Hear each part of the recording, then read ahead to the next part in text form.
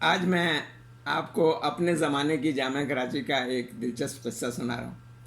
یہ قصہ اس زمانے کا ہے جب میجر آفتاب حسن صاحب جامعہ کراچی کے چیف پروکٹر ہوا کرتے تھے، مگر چیف پروکٹر صاحب نے اپنے دفتر کے دروازے پر صدر مؤدب کی تختی آویزاں کر رکھی تھی۔ مؤدب کہتے ہیں ادب سکھانے والے کو، اور پروکٹر کا اس سے بہتر ترجمہ کوئی نہیں ہو سکتا۔ تو یہ قصہ اس وقت کا ہے کہ جب میجر آفتاب حسن صاحب جامعہ کراچی کے چیف پروکٹر تھے، یعنی صدر مؤدب تھے۔ جامعہ کراچی کی دنیا شہر سے 12 میل پرے کی دنیا کہلاتی تھی۔ نیو ٹاؤن کے بعد سے سارا راستہ سنسان تھا۔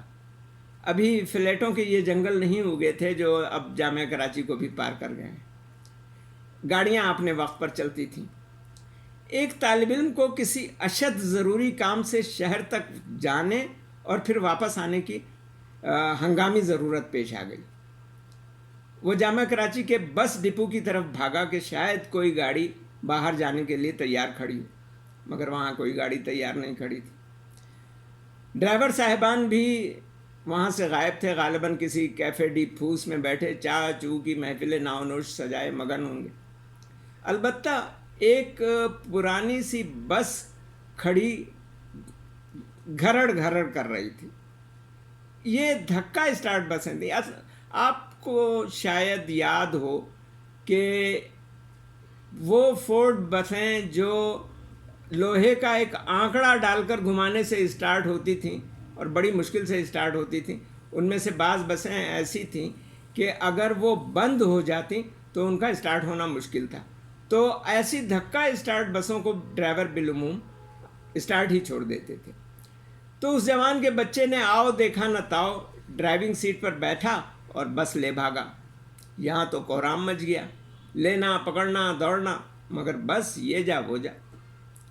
خیر لڑکا واپس آیا تو لوگوں کی جان میں جان آئی۔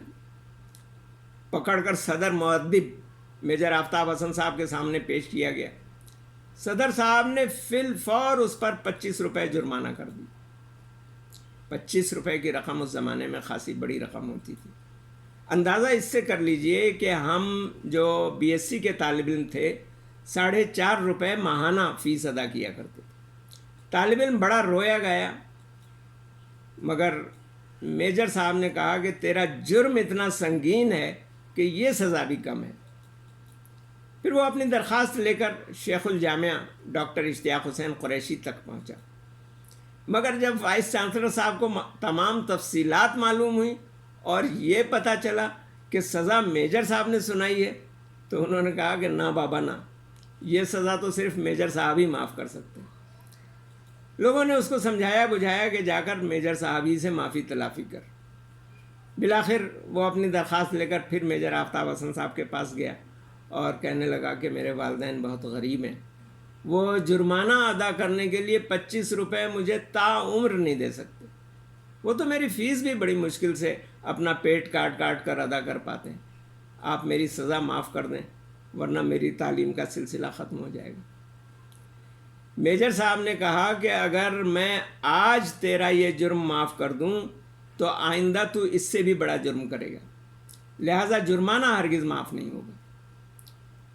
یہ سن کر لڑکا پہلے تو روہانسا ہوا، پھر بلک بلک کر رونے لگا۔ میجر صاحب کا دل تڑپ اٹھا، مگر بڑی سنگ دلی سے بولے جرمانہ ہرگز معاف نہیں ہوگا، تجھے سزا ملنی چاہیے تاکہ تو آئندہ ایسی حرکت نہ کرے اور دوسروں کو بھی کان ہو جائیں۔ پھر اپنی شیروانی کی جیب میں ہاتھ ڈالا، 25 روپے نکالے اور طالب علم کو دیتے ہوئے کہا کہ جا یہ جرمانہ جمع کرا کے رسید انتظامیہ کو دے آ، آئندہ ایسی حرکت کبھی مت کرنا، محنت سے پڑھنا اور اپنے پیروں پر کھڑے ہو کر اپنے والدین کی قربانیوں کا حق ادا کرنے کی کوشش کرتے رہنا۔ میجر صاحب لمبے تڑنگے روبدار اور دبنگ شخصیت کے حامل تھے۔ ان کی شخصیت کا تصور سر پر جنا کیپ، بر میں شیروانی، علی گڑھ کٹ پاجامے اور ہاتھ میں اس چھڑی کے بغیر جس کا پکڑنے والا سرا گولائی میں مڑا ہوا ہوتا ہے ذہن میں آتا ہی نہیں۔ یہ عناصر اربعہ ان کی ذات کے اجزائے لازم تھے۔ بھٹو صاحب کے دور میں اپنی بالجبر ریٹائرمنٹ کے بعد ایک علمی اور ادبی محفل میں تشریف فرما تھے۔ پرانی باتوں کا ذکر چلا تو اس عاجز نے کسی سے سنا ہوا یہ قصہ انہیں یاد دلایا۔ اپنی چھڑی سے زمین کھٹکھٹا کر کہنے لگے، ارے ایک اور مزیدار واقعہ سنو۔ پچھلے دنوں مجھے ایک ضروری کام سے ایک بینک جانا پڑا۔ بینک میں بڑی بھیڑ تھی۔ ابھی میں سوچ ہی رہا تھا کہ کدھر کو جاؤں کہ اتنے میں ایک سوٹڈ بوٹڈ جینٹل مین دوڑا دوڑا آیا اور سلام کر کے کہنے لگا کہ سر ادھر آ جائیے۔ میں اس کے پیچھے پیچھے چل پڑا۔ وہ مجھے ایک مزین ایئر کنڈیشن کمرے میں لے گیا جس کا دروازہ آپ سے آپ بند ہو جاتا تھا۔ کمرے کی تختی دیکھ کر معلوم ہو گیا کہ یہ شخص برانچ مینیجر ہے۔ وہاں اس نے مجھے ایک آرام کرسی پر بٹھا دیا اور خود میرا کام لے کر کے باہر چلا گیا۔ اس کے واپس آنے سے قبل ہی چائے اور اس کے پرتکلف لوازمات بھی آ گئے۔ جب وہ کام کرا کے واپس آیا کمرے میں تو میں نے اس سے پوچھا کہ مینیجر صاحب، کیا آپ یہ سلوک اپنے ہر صارف سے کرتے ہیں؟ تب اس نے کہا کہ سر آپ نے مجھے پہچانا نہیں۔ میں نے کہا نہیں بھائی، تعارف کراؤ، تم کون ہو؟ میں نے تمہیں نہیں پہچانا۔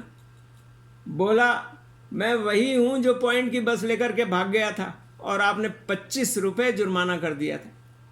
میں چائے کی پیالی چھوڑ کر اٹھ کھڑا ہوا۔ اب اٹھ کر اپنی چھڑی کے گول سرے سے اس کی گردن ناپی اور گرج کر کہا، ارے نالائق، تو اس بینک کا مینیجر ہے؟ ارے تو کسی دن پورا بینک لے کر بھاگ کھڑا ہوگا۔ برانچ مینیجر کوٹ پتلون ٹائی میں ملبوس، چھڑی میں گردن پھنسوائے اور سر جھکائے کھڑا رہا۔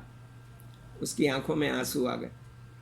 کہنے لگا، سر میں آپ کی نصیحت نہیں بھولا، محنت کر کے پوزیشن حاصل کی، اپنے والدین کو حج کروا چکا ہوں، اور اگر آپ اس روز، پھر اس کا گلا روند گیا، نہ جانے اور کیا کہنا چاہتا تھا۔